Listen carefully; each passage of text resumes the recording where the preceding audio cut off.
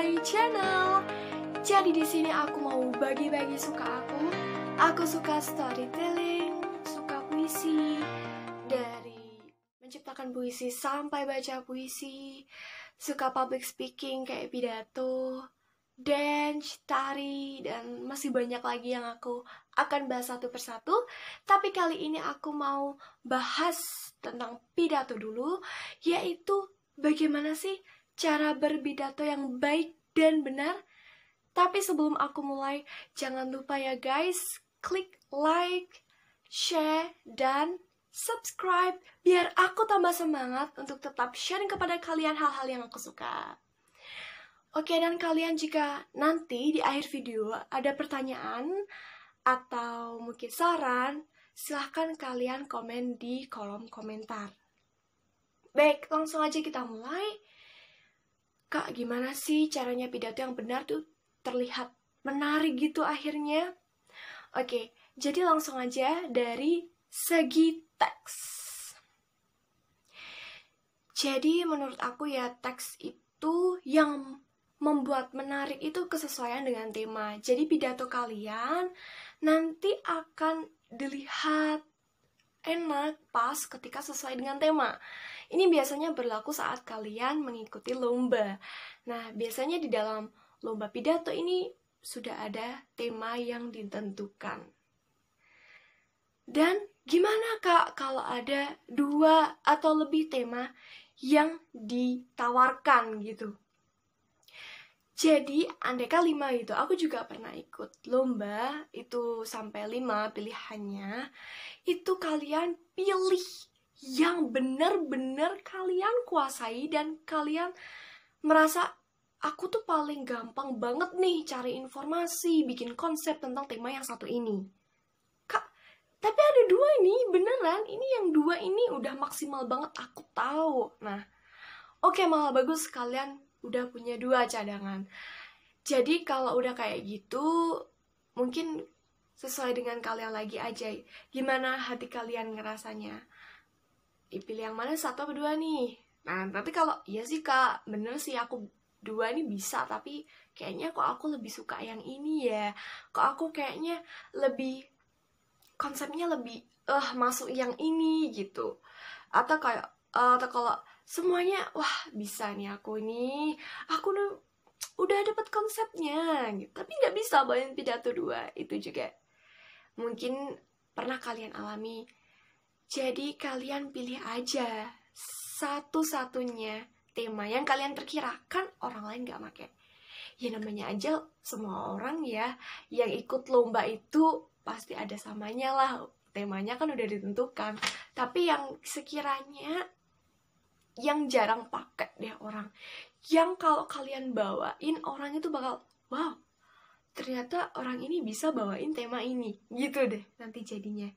Tapi kalau kalian kayak diundang gitu, yang bebas aja kalian, wah udah bro, itu temanya bergantung ke kalian. Atau acaranya itu temanya apa? Adekan kayak, besok ya 17 Agustus datang, maaf banget Dada, nanti kamu yang pidato gitu. Itu bisa ada, oh 17 Agustus berarti tentang kemerdekaan gitu. Kemudian udah ada nih teks pidatonya nih, siap dihafalkan nih. Udah bagus banget konsepnya. Oke, bagus. Tapi kok gak enak dibaca ya? Ya. Jadi teks pidato harus sesuai dengan aturan EYD dan struktur teks pidato.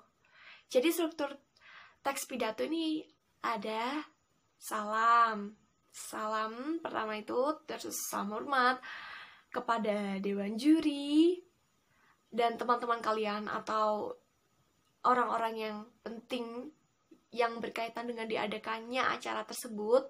Kalian yang bisa tahu sendiri kan situasinya. Kemudian ada pembukaan, itu isinya puji syukur kalian kepada Tuhan. Kemudian nanti ada tengah-tengahnya tuh perkenalan gitu. Tapi kalau emang nggak diperlukan sih, nggak apa-apa langsung menyampaikan tema. Contohnya seperti ini. Pada kesempatan yang berbahagia ini, saya akan menyampaikan pidato dengan tema gitu, bla bla bla bla bla bla gitu.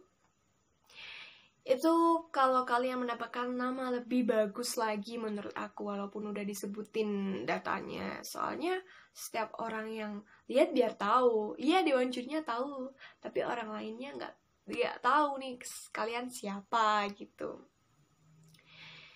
Kemudian apalagi kalau lomba ya, jangan lupa perhatikan durasinya guys. Jadi panjang teks itu tergantung dengan durasinya, begitu. Tapi untuk kalian yang udah diundang gitu aja dah, kira-kira aja 10 menit gak masalah molornya. Tapi ya usahakan dulu tanya ke panitianya, ini aku diberikan kesempatan berapa menit nih gitu, takutnya nanti kemoloran. Tapi biasanya kalau udah acara bebas gitu sih 15 menit gak masalah ya. Tapi kalau buat lomba itu harus diperhatikan durasinya. Tapi guys, bener-bener saran dari aku ya, kalian kalau menentukan panjang teks itu harus gak boleh mepet durasi. Seperti ini maksudnya, kalian itu udah bikin 3 paragraf, isinya itu guys, isinya belum pembukaan gitu, andaikan seperti itu waktunya 7 menit. Kalian yakin kalian selesai sebelum 7 menit, tapi ngepres banget guys itu waktunya, sisanya sedikit. Jangan ya guys, tetap sisanya banyakin dikit. Mungkin 30 detik, 15 detik, 15 detik. Karena ketika kita tampil itu pressure-nya udah beda lagi. Ketika kita nervous, kita menyampaikan pidato itu kadang-kadang waktunya beda gitu guys. Kalau dari aku sih ya, kalau aku biasanya itu, karena aku biasa pidato, akhirnya tahu bagaimana cara baca aku, kira-kiranya lemotnya seberapa ketika tampil. Itu praktekin sekalian ketika kalian latihan. Jadi kalian latihan seolah-olah kalian udah tampil gitu. Tapi ya jangan dilama-lamain gitu, maksudnya. Nah, ini kan waktu aku nervous, jangan sih, ya tetap kalian kayak profesional gitu. Itu kalian yang udah kebiasaan pidato, insya Allah bisa memahami kayak gimana sih aku biasanya, molor-molornya seberapa. Tapi memang untuk kalian yang belum biasa pidato atau baru memulai, aku saranin banget jangan sampai ngepres gitu. Kan kelihatan bacanya yang berapa gitu kan bacanya. Ketika di durasi, wah ini cocok banget nih, 7 menit kurang 1 detik gitu. Wah, jangan.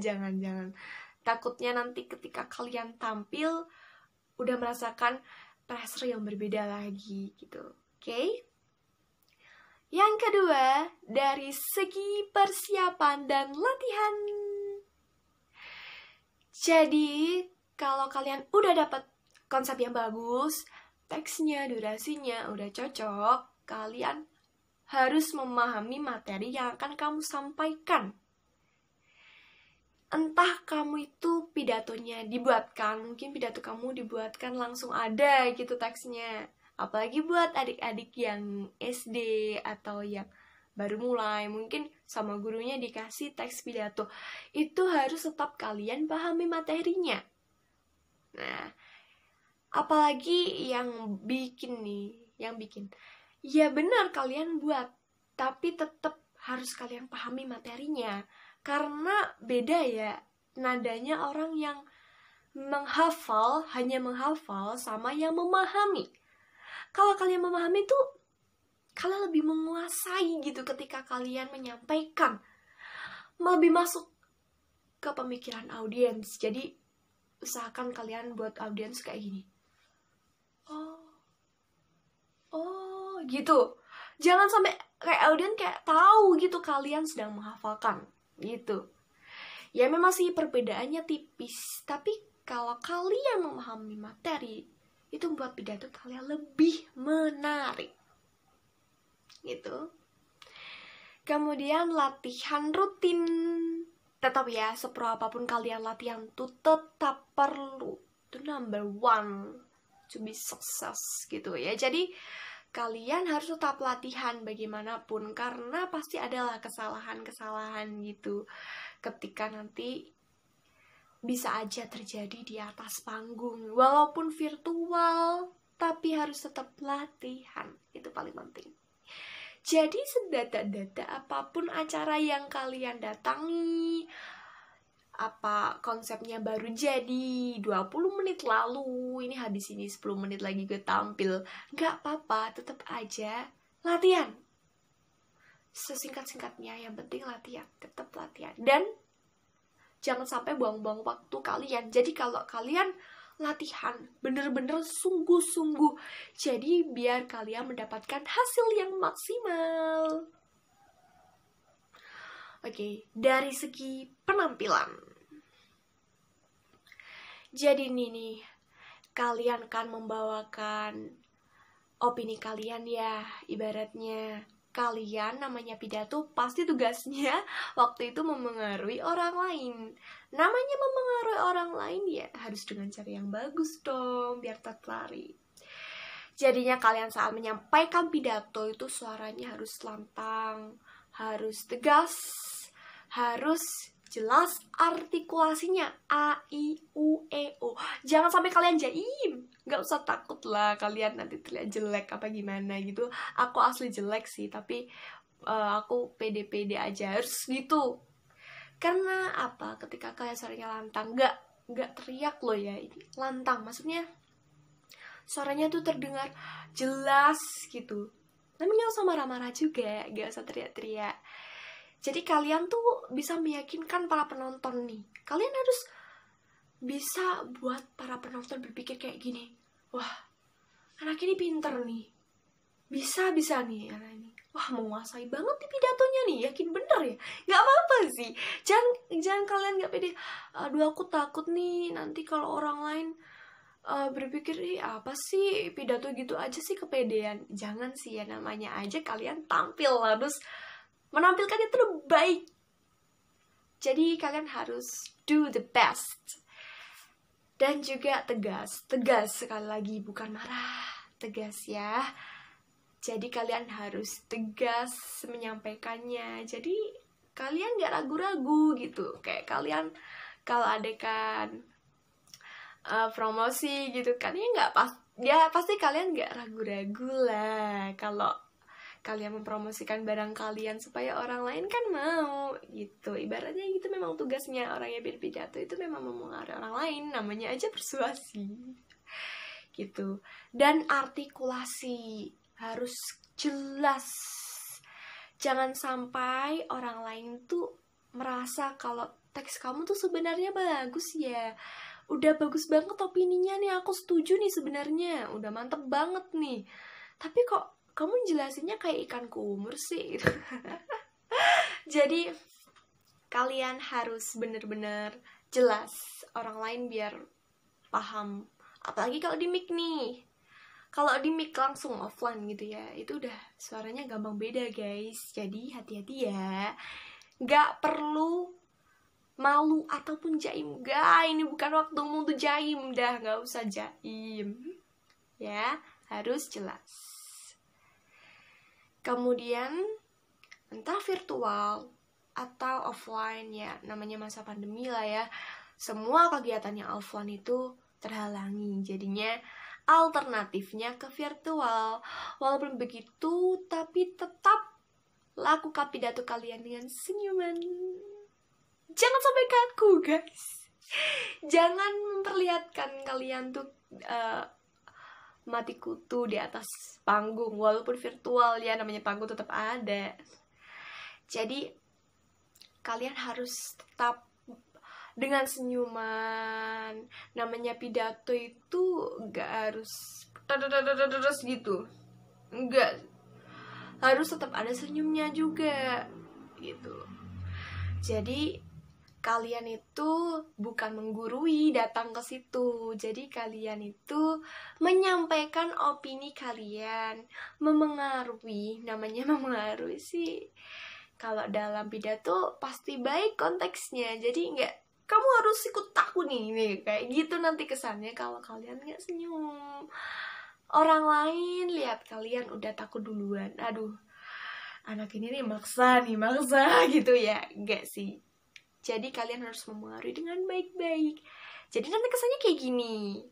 Ayo melakukan apa yang saya beritahu kamu, karena ini dampaknya bagus banget loh. Kita bisa begini, begitu, begono. Nah, seperti itu nanti kesannya. Jadi orang lain, bener juga itu namanya memengaruhi. Kalau memengaruhi itu ada orang yang terpengaruh dan tidak, tetap seperti itu.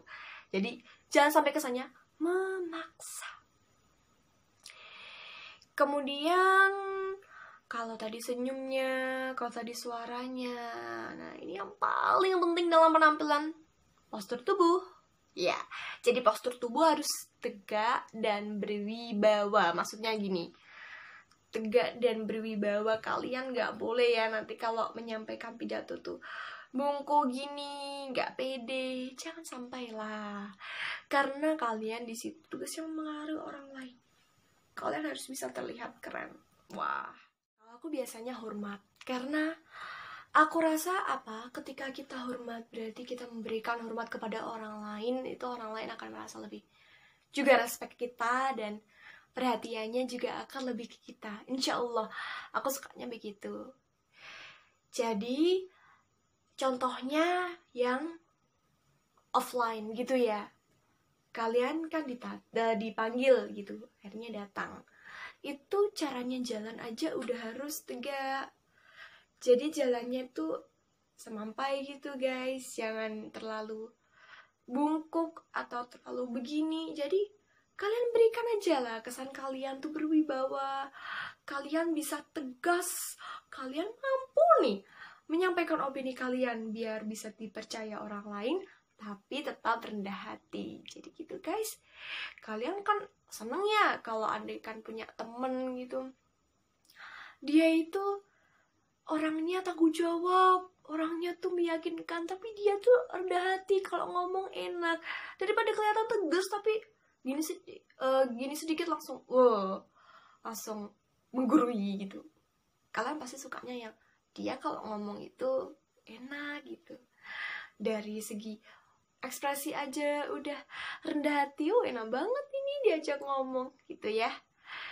Terus kalau sudah di tengah panggung, cari langsung senternya ya. Kemudian kalian harus melihat semua orang, lihat matanya ya. Nanti kalau kalian bingung gimana caranya mata biar bisa lihat audiens ini, insya Allah aku akan bahas di video selanjutnya. Tunggu ya. Jadi kalau offline seperti itu, lalu kalian harus bener-bener pede dah itu. Tapi kalau virtual tetap aja sih, walaupun kalian tuh gak dari pinggir, gak dari sono gitu ke tengah, langsung ke tengah, tetap aja kalian harus tetap menunjukkan postur tubuh yang berwibawa. Jadi jangan sampai bungkuk ya, jangan sampai bungkuk.